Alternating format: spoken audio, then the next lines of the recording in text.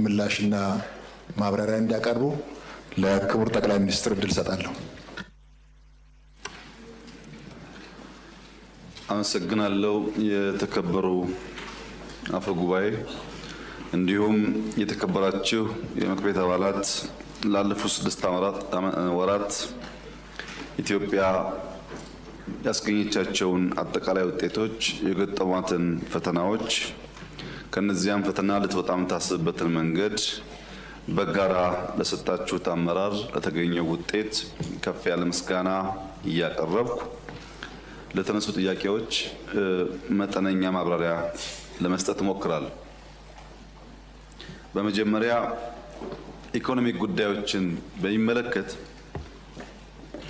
ባለፉት ጥቂት ዓመታት ኢትዮጵያ ውስጥ ሲሰራ የነበረው የኢኮኖሚ ሪፎርም ዋነኛ ከሚባሉ ዓላማዎች ውስጥ አንደኛው የማክሮ ስብራትን ማድረቅ ነው። የማክሮ ኢኮኖሚ የገጠመውን ተግዳሮት፣ የገጠመውን ስንክሳር፣ የገጠመውን ፈተና ደረጃ በደረጃ መቅረፍ ነው አንዱ ዓላማው። ሁለተኛው ግብርና መር የሚባለው የእድገት አቅጣጫ ካለንበት አረንቋ ሊያወጣን ስለማይችል ብዝሃ ዘርፍ እና ብዝሃ ተዋናይ የኢኮኖሚክ አቅጣጫን በመከተል ጥራት ያለው እድገትን ማረጋገጥ ነው። ጥራት ያለው እድገት ሲባል በከተማ፣ በገጠር፣ በእያንዳንዱ ሴክተር በሰው ሕይወት ውስጥ ሊታይ በሚችል መልኩ እና ትውልድ ላይ የሚፈጥረውን ጫና በሚቀንስ መልኩ የሚፈጠር እድገት ማለት ነው። ሶስተኛው ኢትዮጵያ ላለፉት 15-20 ዓመታት ፕሮጀክቶች በሚል ሰበብ ጤነኛ ያልሆነ የብድር ስርዓት ወይም ኮመርሻል ሎን ከአንዳንድ ሀገራት በመበደር ለዚያ ብድር ለመጣበት ዓላማ በትክክል ሳይውል ብድር መክፈያ ጊዜው ደርሶ ኢትዮጵያ ብድር መበደር የማትችል ሀገር የሚል ታርጋ ያሰጣትን የዕዳ ቀንበር ቀሊል ማድረግ ነው። እነዚህንና መሰል ዓላማዎች አንግበው የተነሳው የኛ የኢኮኖሚክ ሪፎርም እውነት ለመናገር ተቃዋሚ ደጋፊ ሳይባል እውነት ለመናገር በኢትዮጵያ ታሪክ አመርቂ የሚባል የኢኮኖሚ ውጤት የመጣበት ዘመን ነው። ይህንን እውነት ብዙ ሊከሰሱ የሚችሉ ደካማ ጎኖች ስላሉ እውነትን በመካድ ሳይሆን እውነትን ባለመቀበል ሳይሆን እውነት ተቀብለን የጎደሉትን በመጠቆም አብረን ብንሰራ የሚሻል ይመስለኛል። አሁን ያለው የኢትዮጵያ ኢኮኖሚክ እድገት በማንም አይን በማንም መመዘኛ ምንም የሚያከራክር ሁኔታ ውስጥ ያለ አይደለም። የኛን የማክሮ ሪፎርም ለመገምገም የሚያስቡ ሰዎች ዛሬ ባስገኘነው ውጤት ሳይሆን ነገ በምናልመው በምናስበው የኢትዮጵያ የኢኮኖሚክ ደረጃ አንጻርም መገምገም ጠቃሚ ይሆናል። የኛ መነሻ ከ1950 አካባቢ ጀምሮ ከሁለተኛው የዓለም ጦርነት ማብቂያ በኋላ ልክ አሁን እኛ ሪፎርም እንደምንለው የምዕራቡ ዓለም በሰራው ጠንካራ ሪፎርም ዓለም አቀፍ የፋይናንስ ተቋማት ታግዞ ለ50 ዓመታት ከፍተኛ እድገት ያሳየበት ላለፉት 25 ዓመታት መጠነኛ የእድገት መቀዛቀዝ ቢኖርም የእድገት ሳይቋረጥ የቀጠለበት ከሞላ ጎደል ያለፈው 75 ዓመታት የምዕራቡ ዓለም በሰራው ሪፎርም በሰራው ስራ በዓለም ደረጃ ከፍተኛውን የእድገት ደረጃ ያሳየበት ዘመን ነበር። ያ ዘመን አሁን እየቆመ ያለ ይመስላል። ሁለተኛው ትሬንድ ከ2000 ከሞላ ጎደል አካባቢ ጀምሮ ሀገራት ቅደም ተከተል ሊለያይ ይችላል። ባለፉት 25 ዓመታት ፈጣን እድገት ሲያሳይ የቆየው የኤዥያ ዓለም ነበር። እነ ቻይና እነ ሲንጋፖር ቀደም ያሉ ቢሆንም እነ ህንድ እነ ማሌዥያ እነ ኢንዶኔዥያ ተከትለው አሁን ባለው ሁኔታ ጃፓን፣ ደቡብ ኮሪያን ጨምሮ ከፍተኛ እድገት ባለፉት 25 ዓመታት ኤዥያ የሚባለው የዓለም ቀጠና ሲያሳይ ቆይቷል። ቀጥሎ የሚመጣው የአፍሪካ ተስፋ ምንድነው? ይሄ የኤዥያ እድገትስ እስከ መቼ ይቀጥላል? ልክ እንደ ምዕራቡ 75 ዓመት የሚቀጥል ከሆነ ሌላ 50 ዓመት መጠበቅ አለብን። በሚቀጥለው እድገት ውስጥ ለመቀራመት ዋና ዋና ጊዜንና የሀብት ልክ የሚወስኑ ፋክተሮች ምንድናቸው? እነሱን ለይተን ትውልድ ላይ ካልሰራን በቀር የዛሬው ድህነት የትናንትናው ዕዳ እኛ ላይ ሳያበቃ ወደ ልጆቻችን ሊሸጋገር ይችላል። ይሄ እንዳይሆን የኛ ሪፎርም በሚቀጥሉት ዓመታት እድገት ማስመዝገብ ብቻ ሳይሆን አፍሪካ ውስጥም ቀጣይ ተስፋ እንዳለ የሚያመላክት መሆን አለበት የሚል መነሻ ይዞ ሲሰራ ነበር። በዓለም አቀፍ ግመታ በ2050 የዛሬ 25 ዓመት ገደማ የዓለም ሕዝብ 9.8 ቢሊየን ይደርሳል ተብሎ ይገመታል። ከሞላ ጎደል 10 ቢሊየን ማለት ነው። ከዚህ ውስጥ 2.5 ቢሊየን ሕዝብ የአፍሪካ ሕዝብ ነው። በዓለም ውስጥ ካሉ 4 ሰዎች አንዱ አፍሪካዊ ነው ማለት ነው። የሕዝብ ቁጥር በስርዓት ከተመራ በስርዓት ከተገራ ለኢኮኖሚክ እድገት አይተኬም ይናል። ቁጥር ብቻ ግን አይደለም። በ2035 የዛሬ 10 ዓመት ገደማ አፍሪካ ተጨማሪ 450 ሚሊዮን ሰዎች፣ ወጣቶች፣ ለስራ ዝግጁ የሆኑ ኃይሎች ወደ ዓለም የሥራ ገበያ ትቀላቀላለች።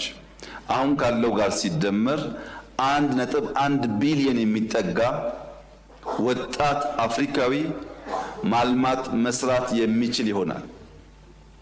በአንዳንዶች ግምት ከዛሬ 10 ዓመት ጀምሮ ያለው የአፍሪካ ወርኪንግ ፎርስ ዓለም ላይ ያለው ወርኪንግ ፎርስ ተደምሮ ሊተካከል ይችላል ይላሉ። ምክንያቱም የአፍሪካ ፖፑሌሽን መብዛቱ ብቻ ሳይሆን አብዛኛው ወጣት ከመሆኑ የተነሳ ወጣት ጉልበት ስላለው የመፍጠር አቅም ስላለው ዓለም ለስራ ከሚፈልጋቸው ሰዎች ከሞላ ጎደል 50% ከዛሬ 10 ዓመት ገደማ ጀምሮ የሚገኘው አፍሪካ ውስጥ ነው። ይህንን እንቁ ኦፖርቹኒቲ በወጉ ተረድቶ የሚፈጠረውና የተፈጠረው ወጣት ለነገ ውድድር ማዘጋጀት ያስፈልጋል። ከዚህ አንጻር የኛ ሪፎርም ምን ያክል ትውልድ ላይ አበክሮ እንደሰራ ለማየት አንደኛው መገለጫ ቴክኖሎጂ ነው።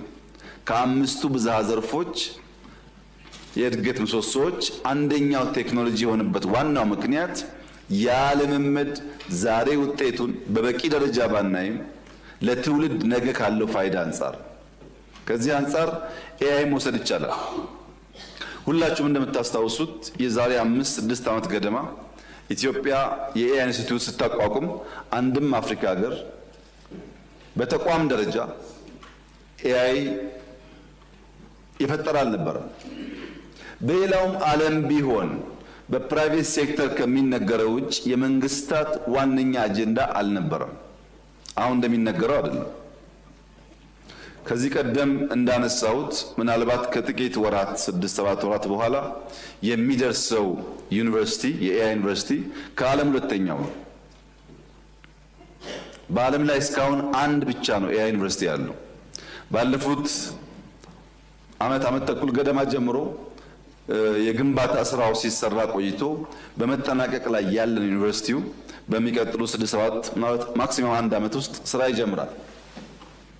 ይሄ ዝግጅት የሚደረገው ልክ ኢትዮጵያን ኤርላይንስ አባቶቻችን በጊዜው በልኩ መስርተው ዛሬ ከአፍሪካ አንደኛ እንደሆነው ልክ የኢትዮጵያን ኤርፎርስ አባቶቻችን በጊዜው በልኩ መስርተውት ዛሬ በአፍሪካ ውስጥ ቀዳሚ ኤርፎርስ ከሚባሉት አንዱ እንደሆነ ሁሉ ነገም የኛ የኤአይ ዩኒቨርሲቲና ተቋም በአፍሪካ ውስጥ ስመጥር መሆን እንዲችል የተስተካከለ መሰረት ይዞ እንዲነሳ በሪፎርም ውስጥ አንደኛ ቁልፍ ጉዳይ አድርገን ስንሰራ ቆይተናል። ብዙ ውጤት አግኝተንበታል። ከዚህ በላይ ደግሞ ለልጆቻችን ውጤታማ ዘመን ይፈጥርላቸዋል። ሁለተኛው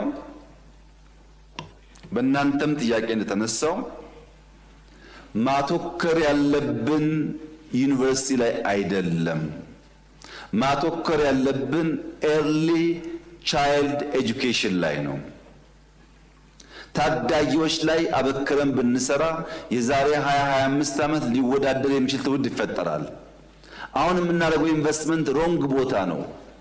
እናስተካክል ብለን ባለፉት 5-6 ዓመታት ክቡራትና ክቡራን ከ34,000 በላይ መዋለ ሕፃናት ወይም ኪንደርጋርተን ገንብተናል። 34,000 በቁጥር።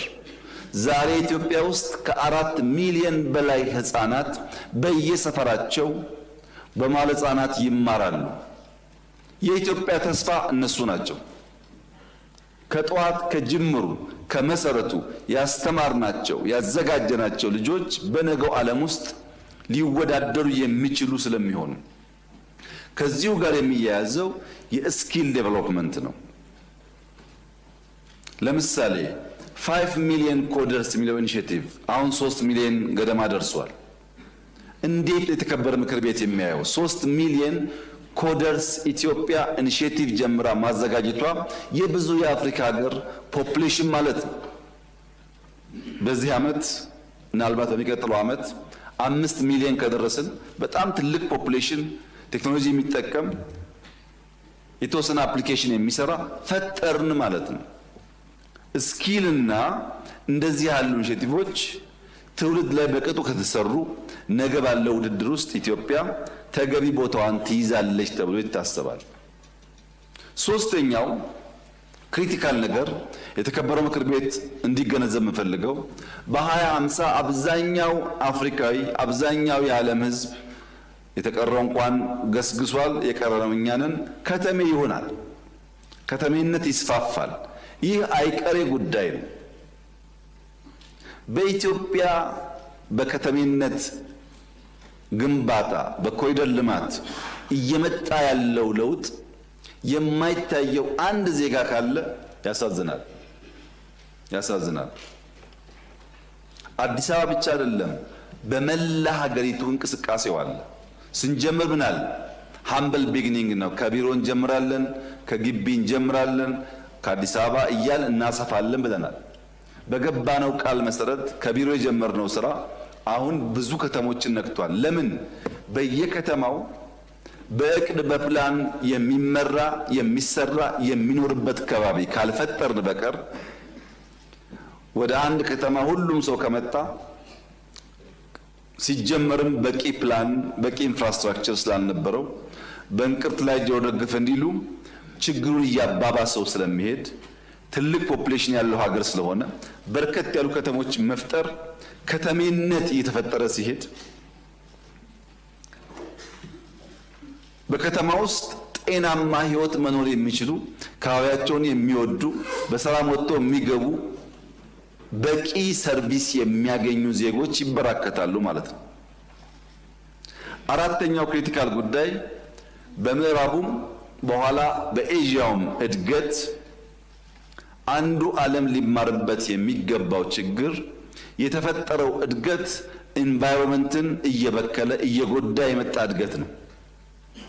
በአንድ በኩል እድገት አለ፣ በሌላ በኩል ደግሞ ልጆቻችን ዋጋ ያስከፍላል። ለምሳሌ አሁን እያደጉ ካሉ ሀገራት አንዳንዶቹ ከጂዲፒያቸው ከ9% ያላነሰ በዚሁ ክላይሜት በተፈጠረ ችግር ምክንያት የሚጎዱ አሉ። አንዳንድ አውሮፕላን ማንሳት የማይችሉ መንቀሳቀስ የማይችሉ ከተሞች አሉ ኤዥያ ውስጥ። ፖሉሽን በሩቅ የምንጠብቀው ሳይሆን በቅርበት ኢኮኖሚያቸውን እንቅስቃሴያቸውን እየገታ ያሉ ሀገራት አሉ። ያ ችግር በእኛ ልጆች እንዳይደገም ከኢንቫይሮንመንት ጋር ኮኤግዚስት ማድረግ እንድንችል እየጠፋ ያለውን ግሪነሪ በግሪን ሌጋሲ እየተበላሸ ያለውን ሪቨር በሪቨር ሳይድ እየቀየር እድገቱ ተፈጥሮን ሳያበላሽ መፈጠር አለበት። ያ ከሆነ ነው አስተማማኝ እድገት ሊሆን የሚችለው በሚል ነው ይህ ሪፎርም ሲሰራ የነበረው። በኤአይ እና ቴክኖሎጂ ያመጣነው ውጤት ማንም ሰው ሊያየው ሊዳስሰው ይችላል። በኤርሊ ቻይልድሁድ ኤጁኬሽን ያመጣነው ውጤት ማንም ሰው ስትሰማሩም በየአካባቢያችሁ ማየት ትችላላችሁ። በግሪን ሌጋሲ ያመጣነው ውጤት የሚጨበጥ የሚታይ ዓለም እውቅና የሰጠው ነው። ከተሜነት ላይም እንዲሁ። ይህ ሁሉ ስራ ሲደመር የሚያሳየው የኛ መንግስት የትናንትናን ዕዳ ለመቀነስ ብቻ ሳይሆን ዛሬ እድገት ለማረጋገጥ ብቻ ሳይሆን ልጆቻችን ነገ ቀና ብለው ከስደት ተቆጥበው በሀገራቸው በኩራት መኖር የሚችሉ ዜጎች የማፍራት ትልምና ፍላጎት በእውቀትና በእቅድ ገብቶን እየሰራን እንዳለን ያመላክታል። በእውቀት ውጤቱን በጋራ የምናየው ቢሆንም ከዚህ አንጻር ባለፈው ዓመት በ2025 በዓለም ላይ 10 ፈጣን እድገት የተመዘገበባቸው ሀገራት መካከል 5ቱ አፍሪካ ውስጥ ናቸው። ከ10ሩ ፈጣን አዳጊ ሀገራት 5ቱ አፍሪካውያን ናቸው። ይህ የሚያሳየው ምንም እንኳን ቁጥሩ መበራከት ቢኖርበትም ባለፈው ዓመት 5 በዚህኛው 6 እያልን እየሰፋን ከሄድን ለሚቀጥሉት 25 ዓመታት 30 ዓመታት 40 ዓመታት ይሁነኝ ብለን ከሰራን አሁን ወደ ኤዥያ ያጋደለው እድገትና ብልጽግና ወደ አፍሪካ ለመምጣት ሰፊ እድል እንዳለው ያሳያል። ምን ከሆነ ገብቶን አውቀን አስበንበት ልጆቻችን ላይ ከሰራን የምንሰራው ስራ ሁሉ ዛሬውን ውጤት የሚታይበት አይደለም። ኢትዮጵያ ቦታዋ የት ነው ከተባለ ነዳጅ ከማያመርቱ ሀገራት ከነዚያ 10 ሀገራት ከቀዳሚዎቹ አንዷ ናት። 9.2% ነው አምና እድገት የተመዘገበው። ይሄ የኛ ዳታ አይደለም፣ የአይኤምኤፍ የወርልድ ባንክ ዳታ ነው።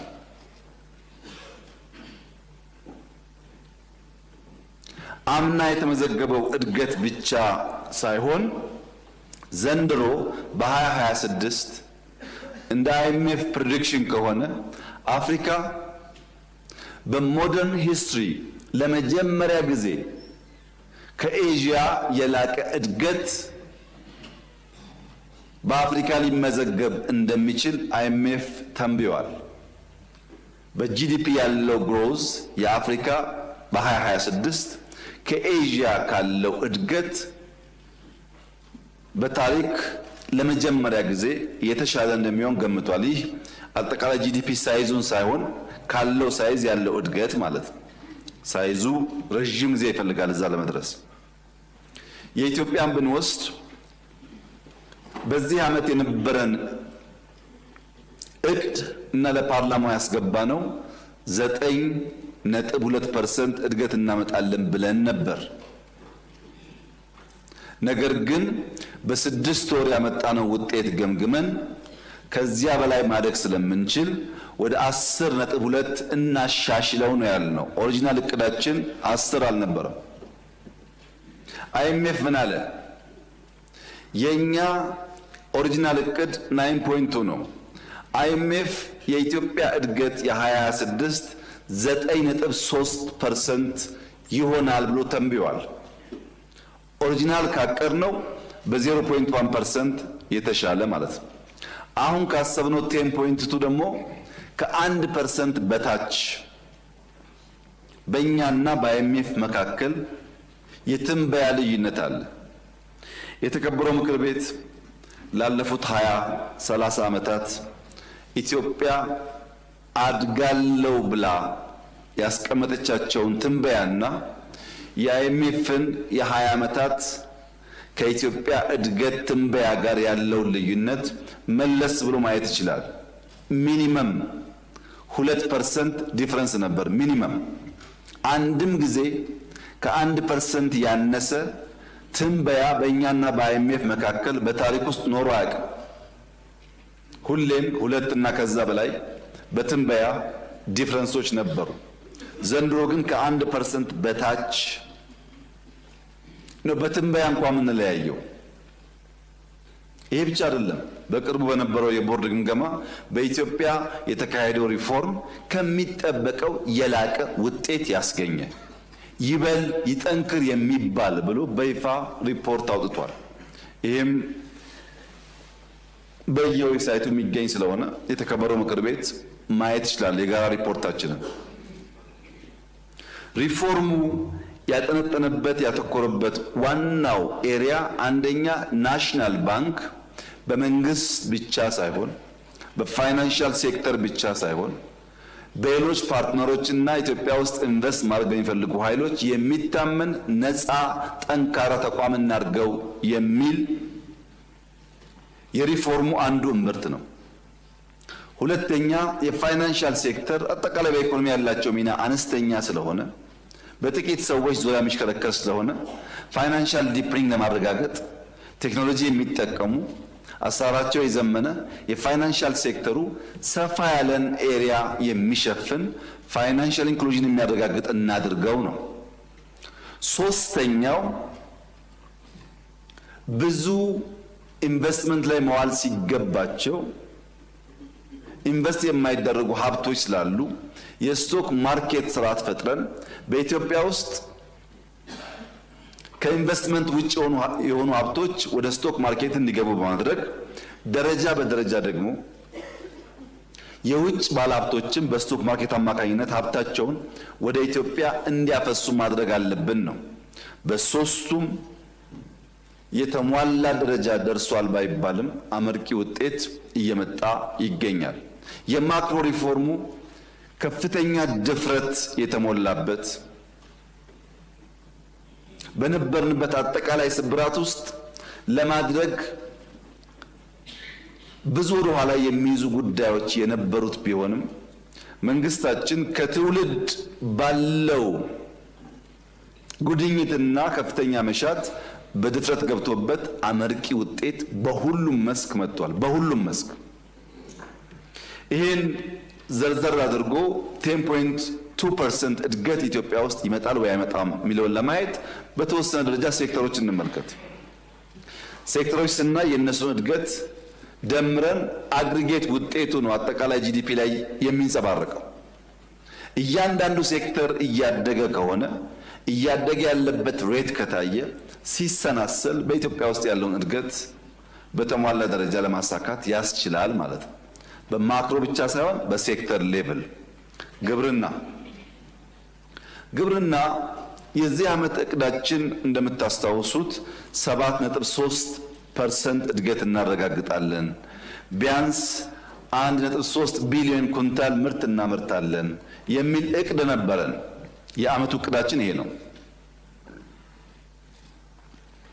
ባለፉት 6 ወራት በተለይ ክረምት ላይ ሁላችሁም እንደምታውቁት ከፍተኛ ምርት የተገኘበት ዓመት ስለሆነ 6 ወር በሰራነው ስራ 999 ሚሊዮን ኩንታል ሃርቨስት ማድረግ ችለናል።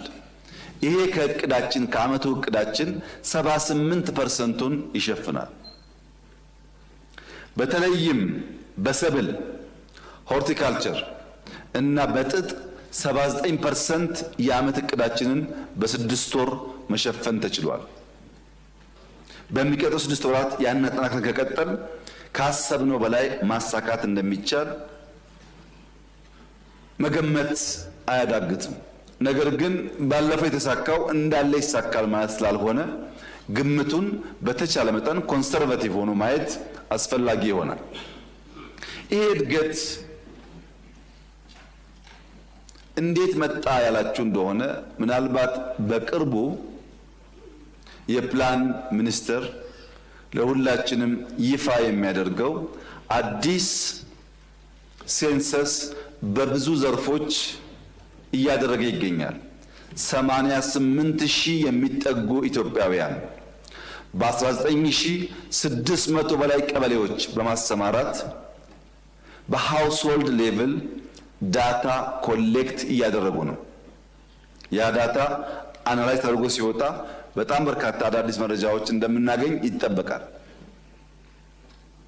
ከዚህ ሴንሰስ በግብርና ዘርፍ ያለውን ብንመለከት በእያንዳንዱ አርሶ አደር ተቆጥሮ ማለት ነው። ትራክተር 2010 ኢትዮጵያ 4700 ገደማ ትራክተሮች ነበሯት 2010። አሁን 27200 ትራክተሮች አሏት። ትራክተር በቀጥታ ምርት ለማሳደግ ያግዛል። ሁለተኛ ኮምባይነር 2010 338 ገደማ ነበራት። ዛሬ 8700 ኮምባይነር ኢትዮጵያ ውስጥ አለ። ይሄ ተቆጠረ ማለት ነው። ይሄ ምርትን በፍጥነት ለመሰብሰብና የሚባክነውን ለመታደግ ያግዛል። ከሁሉ በላይ ደግሞ በግለሰብ አርሶ አደሮች ስራ ላይ የሚውል ፓምፕ 2010 ኢትዮጵያ 6000 ገደማ ፓምፖች ነበራት። ዛሬ ኢትዮጵያ ውስጥ 280,000 ፓምፕ አለ። ከ6000 280,000 ፓምፕ ምን ሊያመጣ እንደሚችል በቤተሰብ ደረጃ እናንተ ገምቱት። በዚህ ሴንሰስ ኮመርሻል ፋርሚንግን ሳይጨምር በግለሰብ አርሶ አደሮች በክላስተር እና በቴክኖሎጂ አጠቃቀም የመጣው እድገት በጣም ከፍተኛ ነው። በጣም ከፍተኛ ነው። አጠቃላይ ውጤቱ ሲደርስ የሚገለጽ ቢሆንም ይሄ ብቻ አይደለም። ማዳበሪያ ላይ ኦርጋኒክ ማዳበሪያ ከአንዳንድ የግብርና ተረፈ ምርቶች በከባቢ የማምረት ኮምፖስት የማዘጋጀት ልምምዱ ከጊዜ ወደ ጊዜ እያደገ ስለመጣ በአካባቢ ጥበቃ ላይ የሚደረገው የእርከን ስራ ሁላችሁም እንደምታውቁትና እንደመራችሁት እየሰፋ ስለመጣ ራሱ ግሪን ሌጋሲም ለአካባቢ ጥበቃ ከፍተኛ ሚና ስላለው ከዚህ ቀደም የማይታረሱ በሚሊዮን ሄክታር የሚጠጉ መሬቶች ወደ እርሻ በመጨመራቸው የበጋ እርሻ ሌማት ያልናቸው ኢኒሼቲቮች ተደማምረው ኢትዮጵያ ውስጥ ያለውን የግብርና ሂደት በከፍተኛ ደረጃ አሻሽለዋል። አሁንስ ምን ያደረግን ነው? የማዳበሪያ ፋብሪካ በአገር ውስጥ መስራት ብቻውን በቂ አይደለም ብለን ከአንዳንድ ፓርትነሮች ጋር በመተባበር በድፍን ኢትዮጵያ ሞባይል ላቦች እያዘጋጀን ነው። ለምሳሌ አርሲ ውስጥ በከፍተኛ ደረጃ ስንዴ፣ ገብስ ይመረታል። ለአርሲ ገብስና ስንዴ የምናቀርበው ማዳበሪያና ለጅማ በቆሎና ሩዝ የምናቀርበው ማዳበሪያ፣ ለጎጃም ጤፍ የምናቀርበው ማዳበሪያ አንድ አይነት ነበረ።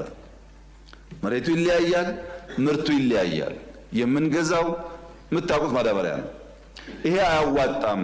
እያንዳንዱን መሬት ፈትሸን ለዚያ አፈር ለዚያ የምርት አይነት የሚያስፈልገውን ማዳበሪያ ዩሪያ ብቻ ሳይሆን ተቀላቅለው እንደየቀጠናው እንደየከባቢው ማቅረብ ያስፈልጋል በሚል ጥናት እየጀመረ ነው። ይሄ ጥናት ሲጠናቀቅ ባለው የሙያተኞች ትንበያ ለእያንዳንዱ መሬት የሚያስፈልገውን ማዳበሪያ አይነትና መጠን ማቅረብ ከቻል አሁን ካለው ምርት በእጅጉ የኢትዮጵያ ምርት ሊያድግ እንደሚችል ይገመታል።